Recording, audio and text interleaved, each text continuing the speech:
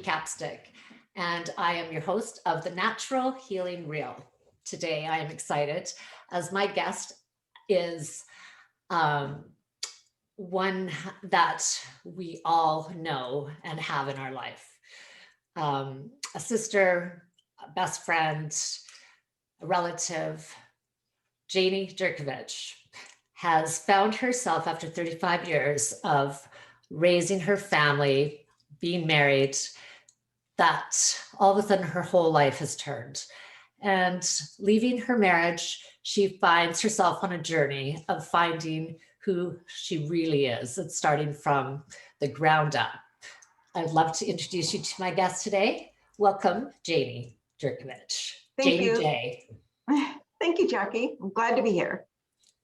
Thank you. She's also an author of 3 books with 2 on the way, which we are going to speak about.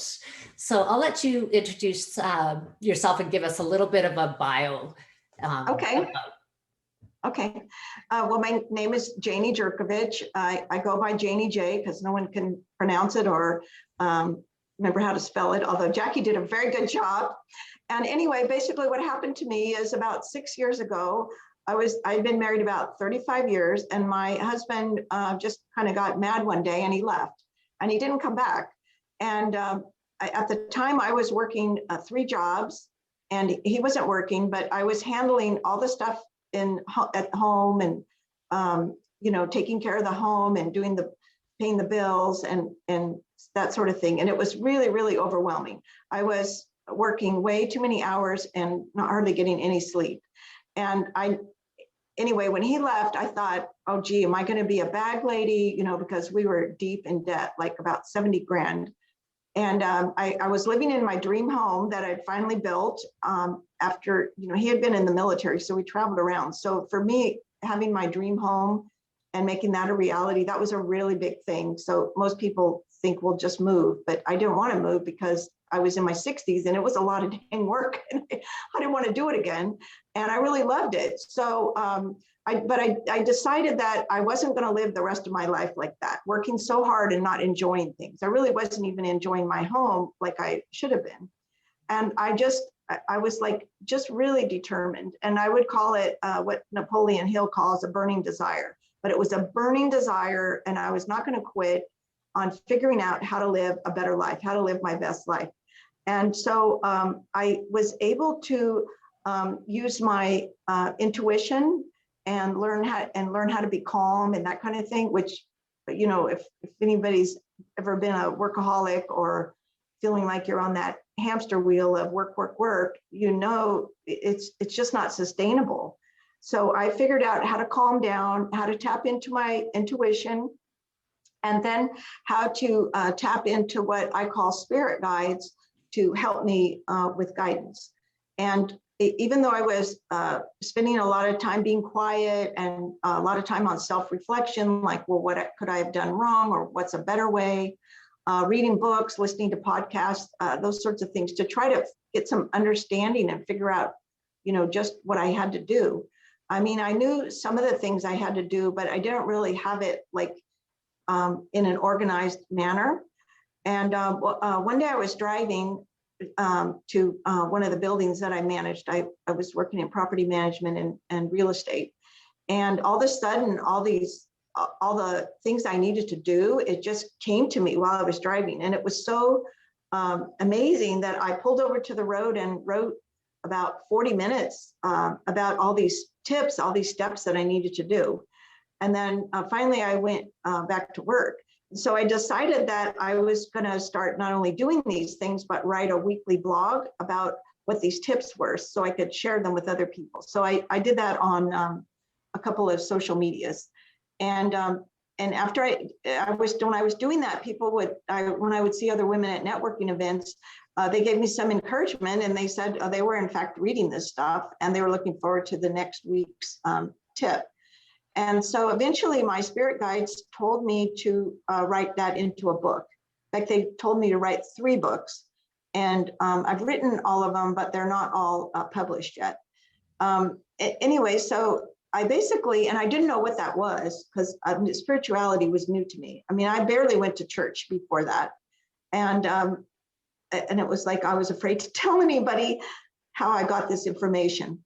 And I published the book, and it wasn't until I was on a podcast later that, and it was kind of a religious podcast with two good friends. And then I kind of blurted it out. I wasn't really planning on saying how I got a download and all that. But that was the first time I, told anybody in the public that that's how I got the information. So I've really honed that skill, and I would say that I am a medium, so I can connect to beings in other dimensions. Sounds kind of strange, and a lot of people don't get it. So I wrote a book, the one that's going to be coming out should be in the next month.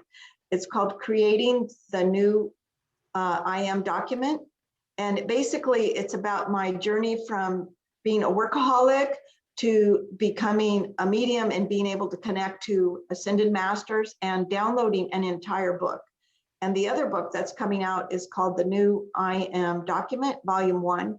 And what that is, it's an entire book of 100 lessons that we are to learn while we're here on Earth. And the beginning of the book explains God or the universe or whoever your higher power is. It explains why we are here and what we are to learn and what happens after we learn all the lessons and that kind of thing. And it's really I mean, I had never heard any of this stuff, and I was like kind of freaked out, but I thought, I'm just going to write it down and then see what happens. And even when I was transcribing the lessons, which in itself is pretty amazing, getting woken up in the middle of the night and having to go write the stuff and then falling back asleep and not remembering even what I wrote until I got up the next day and read it. It was amazing. And so a lot of times they would tell me what the topic for that lesson was, and I would write it down, and then in my head I would go, oh yeah, right, how are you going to make a lesson out of that? And then it would flow, and it was like I didn't even understand how this was going to work. But now I've learned to embrace it and embrace my gifts, my abilities, and I really want to get the message out there, because I think that if people would read the book, The New I Am Document, and learn the 100 lessons and put them to use in their life, their whole paradigm of living will totally change. Because what we start to realize is how connected we are to everyone, to other people and to animals and to the environment, and how our actions affect everyone else, because we are but mere cogs in the wheels of creation. So we're tiny little parts, but we each have our own part. And what happens if we all do our own part, we will help move mankind forward. Because my mission and the mission of many spiritual or enlightened people, their mission is to help improve or raise the consciousness of mankind. And one person can't do this, but if we all work together, we can. And so what that means, if people don't have any kind of concept, what it means is that we all start thinking differently, and we start living differently, and we live with more love in our heart and more compassion, and we think more about other people, and we think about how our actions affect other people, and we are more in tune with our feelings, our guidance, our internal guidance system. And when you live that way, I believe you're on a different vibrational level, and your energy is different, and life flows to you, and it's not a matter of life happening to you and bad things happening to you and everybody's against you. Instead, it's all working together for you to have the best experience. It sounds kind of out there, but I would suggest that people, even if you're not that far on your spiritual journey, I would suggest you still read The New I Am Document, because you will learn things at a basic core level that will help you live your best life. The book addresses things like kindness and jealousy, and how our actions affect others. It's just totally amazing. And even now, as I reread the book, I'm still awestruck all the time. It's like I mean, I know that it had to be a download because I'm not that smart to do this. It's like somebody else or something else had to be telling me. And at first it was hard to wrap my head around that. So anyway, that's kind of, I guess that was more like my life story, but I wanted to give people a background of how you can go from being like a workaholic and focusing on the doing and the being and basically doing what society tells us, because the paradigm in society is work hard. And if that doesn't work, just go work harder and eventually you'll make it. And that's really not the key. The key is figuring out what you want and working towards it. You do have to put some applied effort into it, but it's not all about working so hard. It's more about allowing and relaxing and letting life help guide you. Like some of the interesting stuff I've had happen is when I would be sitting in my meditation time and I would be trying to figure out something and I would ask my spirit guides something, I'd say, how do I figure this or that out? And sometimes they would tell me directly. And then sometimes it would just be like, I'm just saying, well, how do I figure this out? And then something would pop up. Maybe I'd get an email or I'd meet somebody, or maybe I'd see something on Facebook. I mean, in really interesting ways. And or I'd find a magazine and it would have an article on whatever it was. So the answers will come to you, but you've got to like be open, because when you're tightly wound and really, working so hard and being focused on that, you don't have time or the energy to let anything new in. Like, because if it's not on your to-do list, it's not happening. So you have to learn. I mean, you still have a to-do list, but you have to learn to relax and let the universe help you. It's a different way of thinking, but if you take it in small doses and small steps, you can get there. It takes practice, just like anything else we do in life. Yeah, like a muscle, right? We just have to. Yes, it's exactly like a muscle. It just and after a while, what happens is it's just like a muscle. It like when you walk, you don't think about walking, you just get up and do it. So when you start living in this other way, it's automatic. That's your default, and it's all a matter of it has to do with rewiring your mindset as to what's reality and being open to this sort of thing. And a lot of people really, really suffer from a negative mindset, and it's in limiting beliefs, and that's what's holding them back. So it's good news and it's bad news. It's bad news because something's holding you back, but it's good news because it's something you can fix. It's up to you. It's not up to your teacher or your parents or your pastor or something. It's up to you. So it's something you can fix.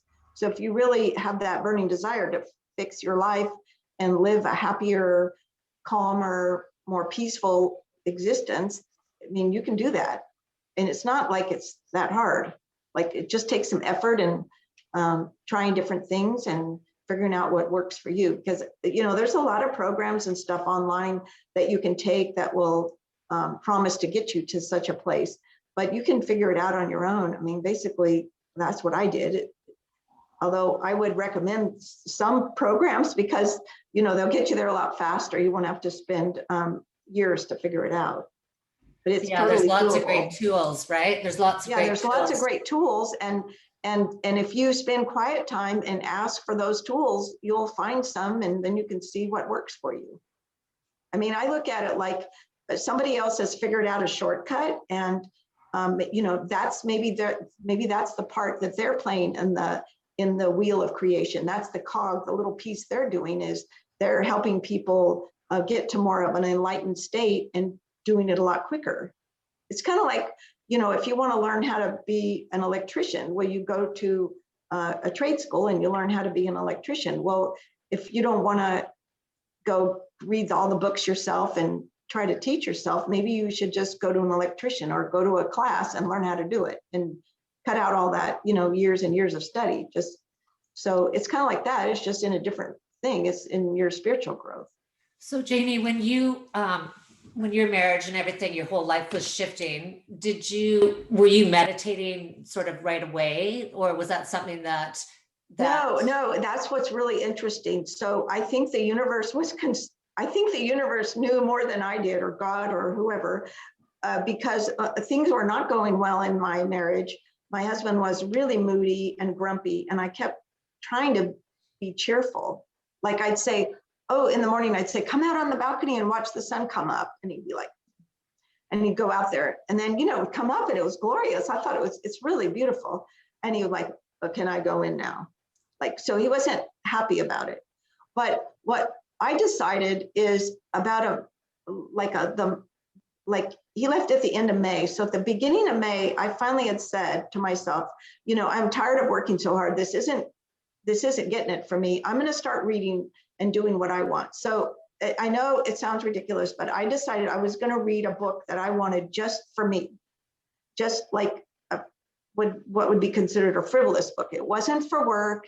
And it, because I didn't have time to like read romance novels and do something just for me. Like I was really focused on working. So I decided to read a book on intuition, because I always thought that was kind of interesting and wondered how that worked. So only within the month before he left, I started reading a book on intuition. And I had made it a practice to read that every morning, get up and go sit outside, watch the sun come up, and read this book on intuition. And I think that set me up for it. If I wouldn't have started that book, I think that the trajectory would have been totally different. So in that book on intuition, they had exercises and things where basically you just learn how to sit and be quiet. And that was a new concept to me. Yes, where does that sound? Like, because I was always doing. And so that I guess was the beginning of learning how to meditate, because I didn't really know anything about meditating. And then after he left, I would just try to sit quietly and get to that place where I felt calmer and more relaxed, instead of really super nervous and anxious. Because I just knew I couldn't go out and, I was in real estate, commercial real estate, in sales and leasing, and you can't go out and be around people if you're in a bad mood. Like you can't interact. It's just going to go south. So, and then sometimes I would try to go interact when I wasn't calm, and that would remind me that this doesn't work. So anyway, so that's kind of how I got into the meditating or being mindful and being quiet, because I don't think that you can't hear any guidance or hear God or whoever you want to listen to. You can't hear them if your mind's always going. You got to like calm down and be quiet and just let it be. And that's how you can get your guidance. And one interesting thing that I found out, I didn't really know this because it was new to me, but my guides have told me this recently, is that everybody has spirit guides. Yeah, that's kind of, so this is not unusual. Like I thought it was kind of weird, but it's not unusual. Everybody has spirit guides, and they are assigned to us for our lifetime. And their job is to help us, but they can only help us if we ask.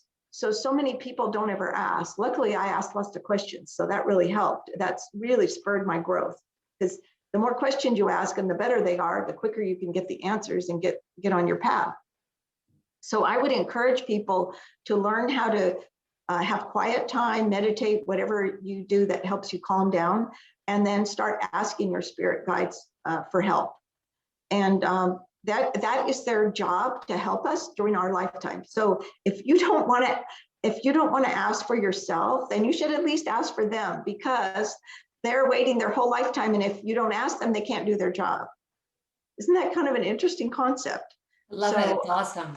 Yeah. So, and it's really helpful because they will gently teach you ways of looking at things that you probably hadn't considered. Like, let's say I'm just going to kind of make this up. So let's say you have an interaction with somebody and they're really rude and like you can't figure out why, because you didn't think you did anything wrong. But your guides will maybe help you by telling you, well, what you don't know is the person had these other worries, or what you don't know is that what you said, you meant it this way, but they took it that way. And that's the kind of clarity that we can learn, because everything in life is not black and white, and everything we experience is just our experience. It's not always that way for other people. So there's always kind of more to the story, and your spirit guides can help you deal with that, and they can help you gain a better understanding of how it all works. So I would tap into that, because it's free wisdom, and it's helpful, and it'll really get you on the path of living your best life. Yeah, that's really powerful. I love that, because the ask and it is given, right? Mm-hmm.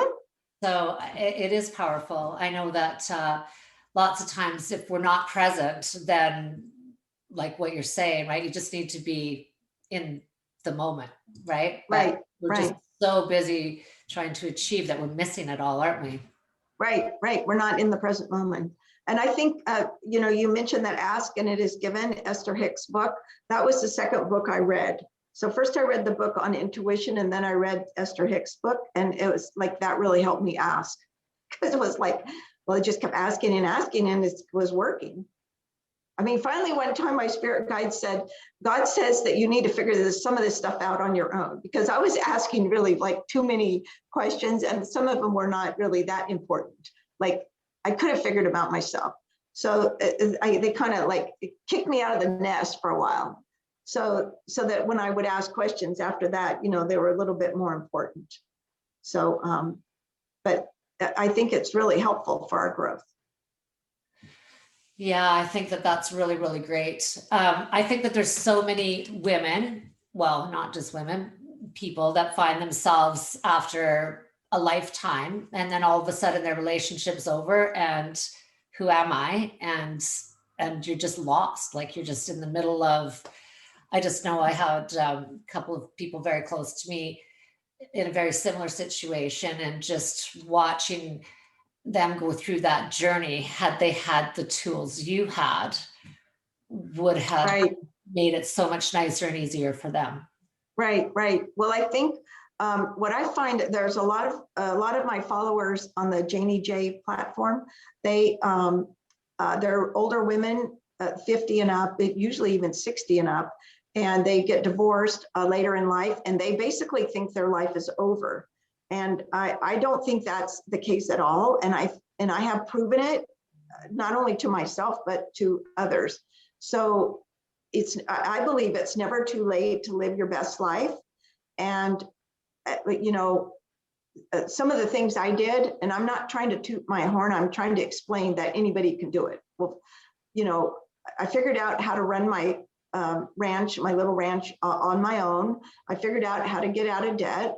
I figured out how to live my best life, which included losing weight and getting in shape. So I went from a size extra large to a medium, which is a big difference. Like, people that hadn't seen me in say a year, they were like, well, what happened to you? And then it wasn't just the weight, it was like the attitude was totally different. But I also, I started jogging. At first I was just walking and jogging. And then I was jogging, and I entered some local 5K races, and I did pretty good, but I wanted to do better. So I joined a master's level running team, a track team, and they got me talked into going to meets and stuff. And I went to the national senior games, and I placed in the top 10 in the nation in 2019. And I was 65 years old.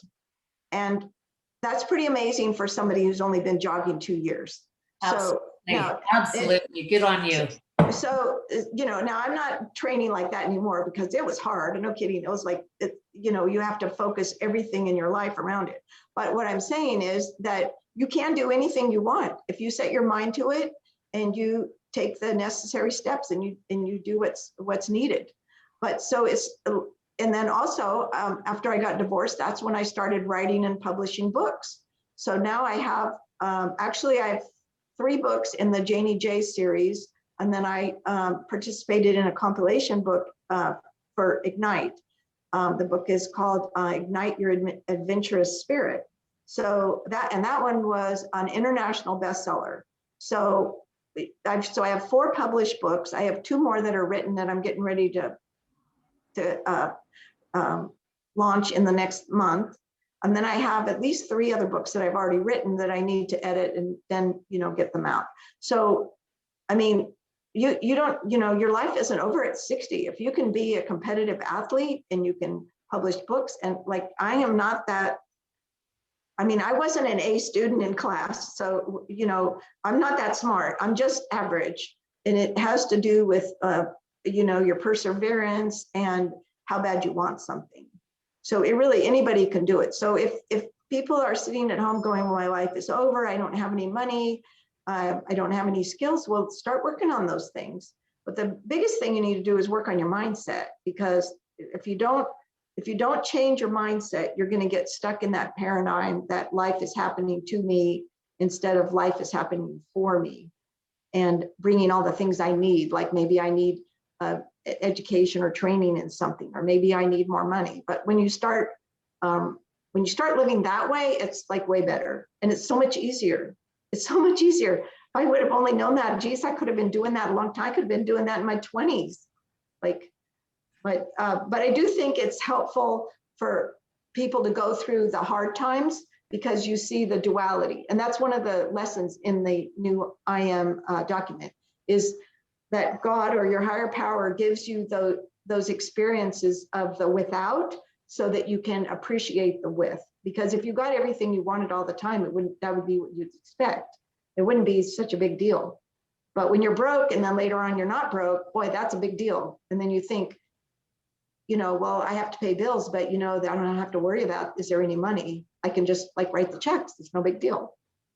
But if you had an experience that day where you were going, well, I only have this much money and I've got these 3 bills, which one do I pay? Or I don't have any money, how am I going to even pay a bill? If you don't experience that, you don't appreciate when you have it. And it's like that in so many areas in our life. It could be work, it could be your relationship, it could be your family, it could be a pet, it could be anything. Well, in our thoughts, they give off a energy or vibration as well, right? And so, I really believe that. I mean, I know it sounds hokey, but all I can say is, like you can read books, and after I figured out how to do a lot of this stuff, I actually found a scientific, people that were talking about scientific studies and all that to get the proof of it.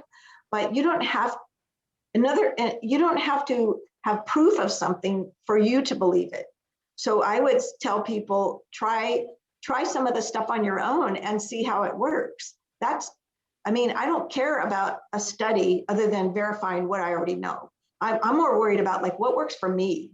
Like if it makes my life better, if it makes me happier, if it makes me more joyous and I feel like I'm having a better life, it's kind of like, think about electricity. So all we know is we plug something in and the light comes on.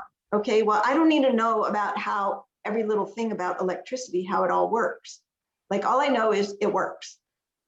So later on, if you're interested in it, then you can go research it. But yeah, there is definitely something about our energy, and when we let it, a vibration energy, whenever it goes out, it's really interesting. Like I'll give another example.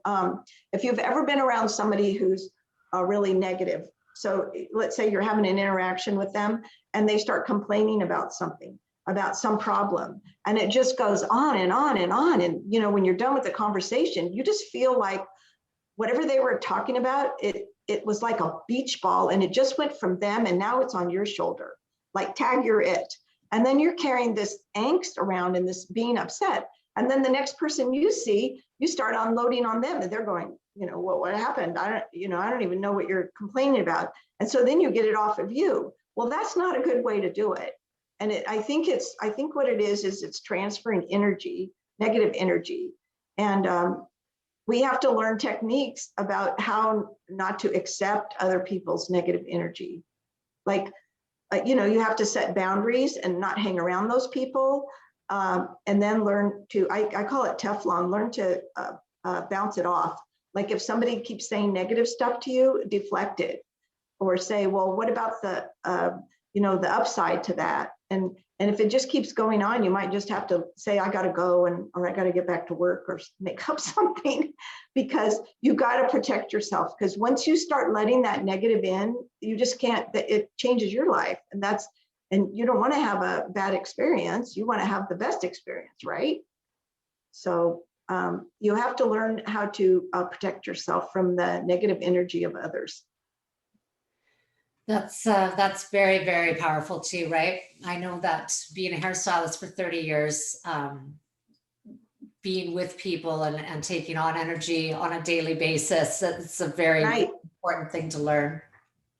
Right. Yeah, you have to learn to set your boundaries and put up your walls, and because you can't fix everybody, and it's not our job to fix them. It's just our job to set a good example and give them some tips, and if they want to pick up on them, they can.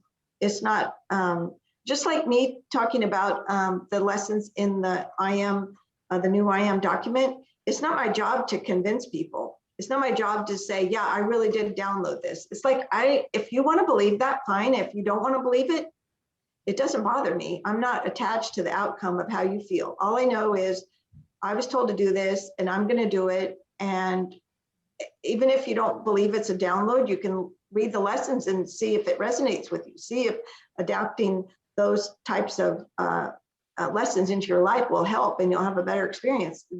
Let that speak for itself. And if somebody's not ready, then that doesn't bother me either. Eventually, hopefully they will be. Sometimes it's kind of like when you read a book, and you'll read it and it'll have some main message, and you don't really get it, and you don't change your life. You just remember you read the book. And then you'll read a book by somebody else and it says the same thing, but you don't really start living like that. And then finally one day you'll read a book and you're ready for it, and you resonate with that author, and then it's like, oh man, I need to do that. And it's almost like it's the first time you heard it, but it isn't. So it's all those other things that led you up to finally being ready. And it's like that, and life's like that. So every little thing that we do and interaction we have with other people, it might not seem like it's affecting them or having the desired result, but we don't know. Later on, it might put them on a whole different path, but that was that one little pebble that helped to fill their bucket or their cup or whatever to get them to figure that out. It's really amazing how much everything we do affects everyone else. I mean, most people think of themselves as just being so separate, and I don't need anybody, I don't need anything, but we really do. And I think that's one thing that COVID is teaching people, if they're awake enough to it, is how interrelated we all are, and how much we really need that social connection. Yes, don't we? We really do. I know I'm sure missing it. Yep. And I'm kind of like over it. So I just go do what I want, unless they make me wear a mask to get in. And then I'll try to order it online. And if I can't, and I have to go in person, I will. But I'm not going to live in fear. And I just try to be around people that are uplifting and open-minded. And if they're still a little bit fearful, that's okay. They can wear masks. But I'm just, I've got to live my own life, and I'm not going to we can't live in a state of worrying about how it is now. We just have to live. And instead of saying, well, when this is over, I'm going to do this, because life isn't like that. You have to be present and enjoy where you're at, and that's one of the big things that people do wrong when they think about happiness. Well, I'll be happy when I get this or when that happens. So it's not like that. You need to learn how to be happy where you are. So that's why yes, I will be happier when COVID is over, but and we can go back to our normal activities, but I'm going to enjoy where I am now and take advantage of the situation the way it is. I think that that is a big thing for most people. A lot of people don't know how to be happy where they are. That's why everybody's trying to get to the next. Right. Well, I'll give you a clue on this. It's also a great way for me to plug one of my courses. So I have a course called the Positivity Reboot, because, and it's really simple. It's like 5 or 6 days, just less than 10 minutes a day, about things you can do to reset your positivity. And the reason I say positivity is the key is because happiness is not a goal in the future. What it is it has to do with positivity, and it's inside us. And so that's something we can control.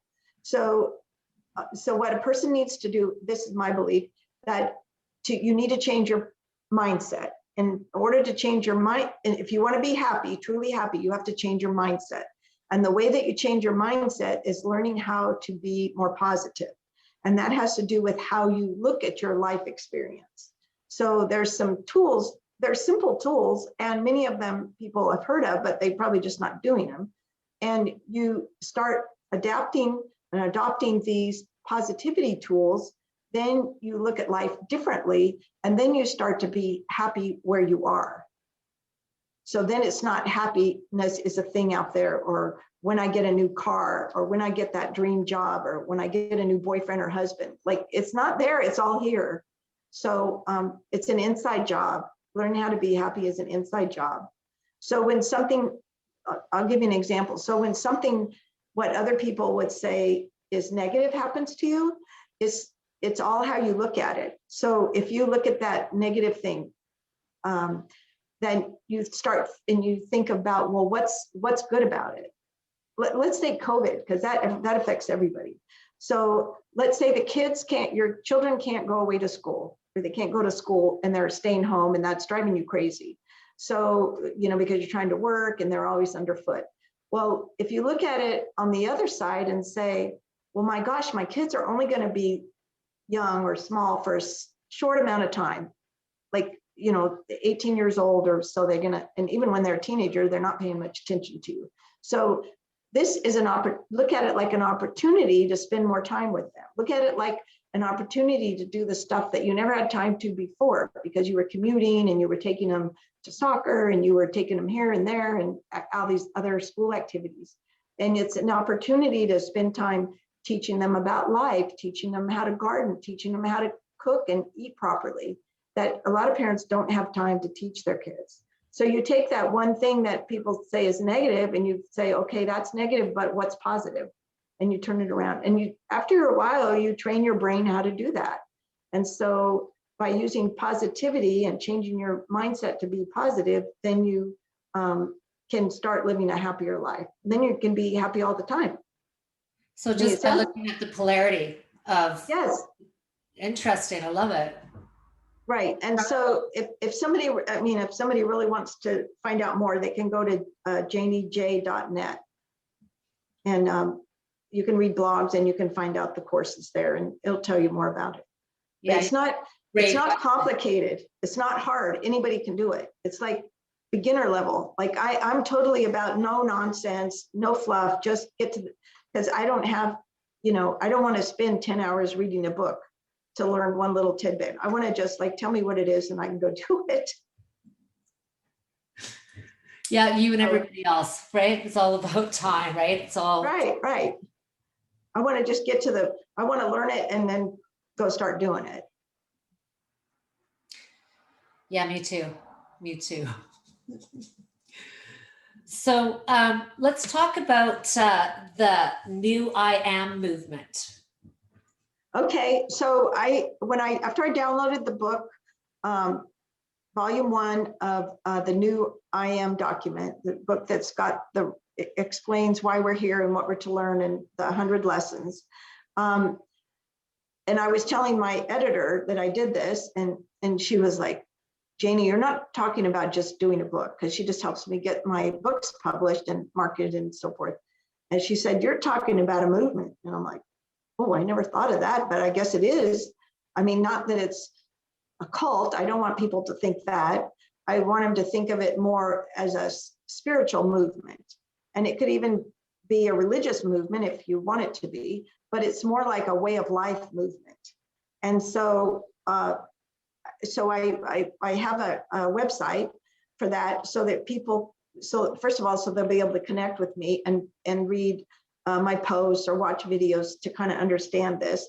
And it's I've been told this is my mission, and that I will be told in my lifetime there'll be 3 volumes, and that I'm to transcribe all 3.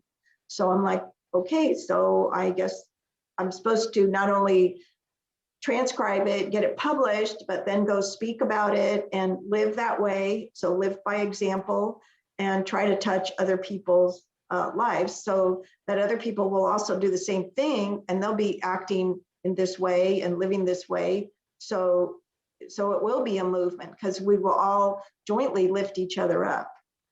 And as I go through my life, eventually there'll be volume 2 and volume 3. And so I think it's a good basis for everyone. I like to mention that if somebody already has a religious view, this book could be a supplement. It's not like either or, because all religions lead us to the same place. If you study them at all, they teach the same sorts of things. So this could be more a simplified version of whatever your religion is. So it's a supplement that way, but it's also, there's a lot of people that are lost, that just like going to church just didn't feel right to them, or they tried different churches and it just didn't fit in. So this will get them on the path of designing their own religion or their own spiritual practice. It's so I think it fits for everybody, and the book is, I would say it's like a 5th grade level, because it's so plain and has a lot of examples that we can all relate to. So it's not difficult to comprehend. The part that's difficult is putting it into practice, recognizing when that lesson comes up in your life, and then making the right choices so that you behave in a manner that's to the highest good, not just for you, but for the other people you're around. So I would say it's because it's a movement, and I want to get people on the track, on the path of higher consciousness. And I think it's really helpful it's going to be helpful for the masses. I just hope they don't get overwhelmed and go, well, there's 100 lessons, because, I would say take it in small doses, like just practice one lesson a week, and then be aware of how that interacts in your everyday life. Because what we're all supposed to do is learn these lessons and absorb them. So it's like our way of living. It's our way of life. And it's not a book that you would just read one time, or even, the movement is going to be for people that want to live like that, it's going to be an ongoing process. Because even though we're perfect as we are, as our Creator made us, we aren't perfect, in that there's always room for improvement. So we should all just keep, trying to get better and better. Like let's say you deal with a difficult person. Maybe the first time you deal with them, you yell at them, and then the next time you deal with them, you just don't say anything because you don't want to be a total jerk. And then the third time you learn how to respond with love and kindness. So it's a process. So you just get better and better at it, and then hopefully someday the person that you're talking to will improve, so that they'll quit acting like a jerk in the first place. But they're not gonna get that unless you act that way to them. If you act nice to them, then they'll start figuring out, oh, that worked out fine. So it's all a process. So we don't need to beat ourselves up that we're not perfect, and we can't handle every situation. As long as we're doing better, and the covenant we have with God or our higher power is that we do our best.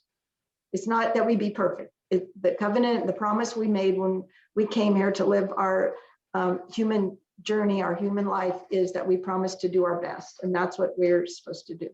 You don't have to be perfect in every moment. That's a huge burden to get off your chest, because a lot of people struggle with being perfect, and I don't know what to do to be perfect, and then I picked something and it wasn't perfect. If you know that all you're required to do is your best, it's totally freeing, because then you'll be more brave, and you'll be more daring. And it's like, well, I don't care if I fail, as long as I do my best. So it kind of gives you wings to be bolder. Yeah, that, I've done a lot of work, and the whole subconscious mind, right? And how it's running 95% of the show, and those negatives, and it's quite a process to kind of listen into what is going on inside the dialogue. But I think one of the biggest freeing things for me was understanding that it's not real. It's a computer chip. It's just data that's running. And That's a great way to we look at believe that it. it's true. We believe that whatever we're thinking, because we've thought it a few times now, is truth. And it's not. None of it's true. It's just all our perspective of what we thought somebody thought, we thought what they thought, or we were what we thought. What is it? Is the Jay Shetty thing that I love? I am not what I think I am. I'm not what you think I am. I am what I think you think I am. Right? Because we're all of us are going around thinking, well, what do they think? Right? Or what are they thinking about me? Well, they're not thinking about you. They're thinking about themselves. Right? Right. That's a big aha. I wish I would have learned that earlier and not in my 60s. That people aren't really so worried about me like I think they are. They're more worried about themselves. And it's a great thing to learn, is not to worry about what other people think. I have a girlfriend that told me this, what you think of me is none of my business. And at first I thought, what?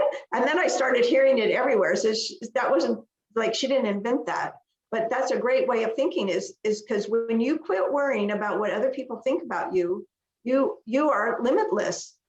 You can, because people are more worried about themselves than they are about you. So just go do whatever you want. I mean, be kind and loving and all that, but don't worry about not doing something because it might offend someone else. That's a really big thing. Like I was more worried about that in my whole life until I was in my 60s. And I finally said, the hell with it. I'm going to do what I want. And if it's wrong, so it's wrong. So it's wrong. And I got to pick myself up and start over.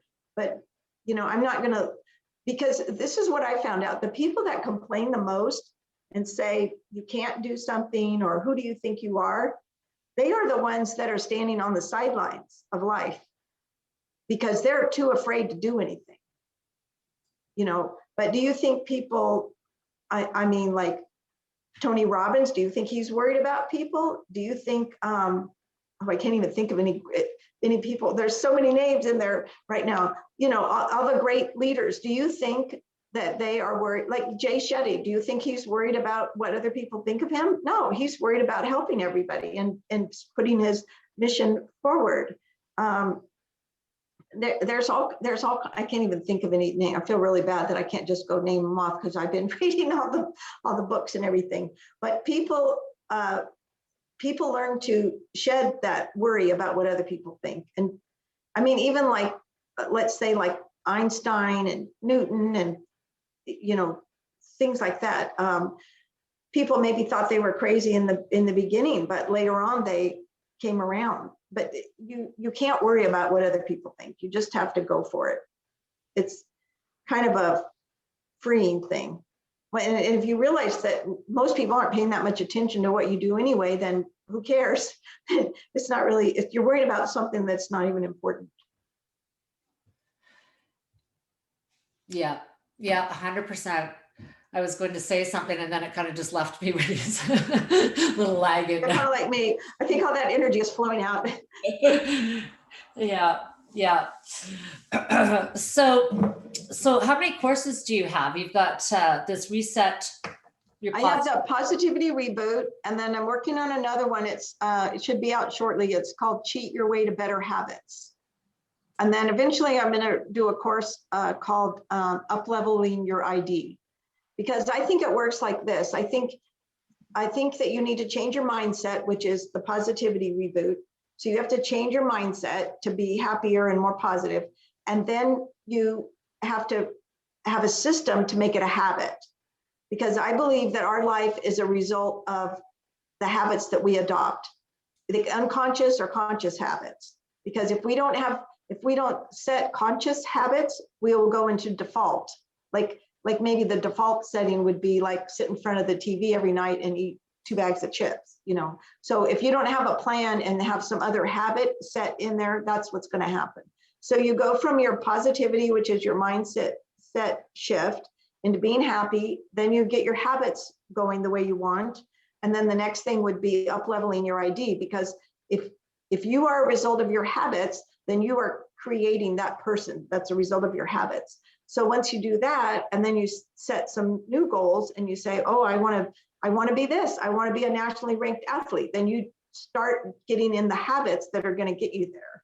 And then after you get to whatever that new goal is, then you say, well, maybe I want to be an international speaker. So what do I have to do that? And you start getting those habits. And then you just keep up leveling and up leveling. It's kind of like man's evolution or raising our consciousness, because if we learn in our mind there is no limits, and the way to accomplish what you want is by setting those habits, we can create the newest version of ourselves. And then when we get there, we go, oh, well, I'd like to do this. I'd like to up level again. And then you can just keep doing that and repeating it. And I think that those 3 courses together will help some people so much. I'm really anxious, to get these books out and then get the courses done. I'm looking forward to getting into them, actually, myself. They sound fabulous. I think that every single person could use Oh, I do too. And I have to stress that, like, I am not into big, complicated stuff. So this isn't going to be like you sign up and then, it's 30 days and you got an hour a day. It's not like that. It's like 5 minutes for a day for a week, like really, really simple. But they're strategies that will get you going there. I mean, I've used them, so I know it works. So, it's great to have all the scientific backup, but, I would say the most important thing to any of us is we don't care so much about the science of it. We want to know if it works. When we plug our hair dryer into that outlet, we want to make sure we can blow dry our hair. We don't need to know why. We just need to know it works. And that's what I teach, because I don't see the point of reading on and spending more hours and hours on listening to videos or stuff if you can't just get to the point. Well, and I think that we need to understand how we can implement it into our life. Like I, over these last few years, have really been delving into putting it to work in my life instead of just understanding it and knowing it, but actually putting those tools to work. And it's exactly what you say. It's like you have to create kind of a new system, because we're already this age and we're already programmed. Right. Whether we want it to be or not, it might be the default program. So and I think a lot of people get frozen in that area of researching and learning and all that, which is great. But at some point you have to go, okay, let me go put some of this to use. And even if it doesn't work, then well, that thing didn't work for you. But you have to start trying it. You have to start applying it. If you want to make real change, it's not all about read the book and then my life's fixed. Like the first book that I wrote is Live the Life You Have Imagined. And there's about 30 things in there about you need to do. But if you read the book once, you're not going to go have a perfect life. You have to read the book and practice doing each one of those things until it's a habit, and then start working on the next thing. So it's not a one and done thing. It's a process. And that's, it doesn't have to be a painful process. I mean, whatever thing you're at the moment trying to learn, if you just devote, 5 or 10 minutes a day to it, you'll make progress, because at the end of the week, you'll have, an hour's worth of time that you've spent learning it. Because what I think happens is if you get to the point and you're only spending 5 or 10 minutes a day learning whatever this new thing is, it's not just that you only spend a certain amount of time reading it or trying to understand it, but the rest of your day is spent subconsciously learning that and adapting it and making it actually fit in your life. And that's what I would call like absorbing it, because you want these new techniques and new way of looking at life. You want to absorb it so that it can be your new state of being. I mean, well, we don't want thoughts are broadcasting, right? So what we're thinking about, we're broadcasting out to other people as well. Yes. So what we're thinking about ourselves, we're broadcasting, and then other people are then picking that up and then we're noticing that they're thinking that about ourselves, but we're the one who are putting that radio station, that frequency out. Right. When I first started being aware of how all this works and being, in a happier mood, I remember going to a couple of networking events that they were new events to me. So most of the people I didn't know, and people that were there were like attracted to me. And I was like, I didn't understand what was happening. So I asked my spirit guides, and they said, well, they're attracted to you because they can see the light. They can see that you're understanding things and that you're upbeat and that kind of stuff. And so that's kind of what happens. It's so they're on the same radio station. They were looking for a channel to listen to, and we tuned in to each other. But it was very unusual for me because I wasn't used to being kind of a center of attention. Like I just want to be in the background and be quiet. But it is something we can all learn how to embrace it.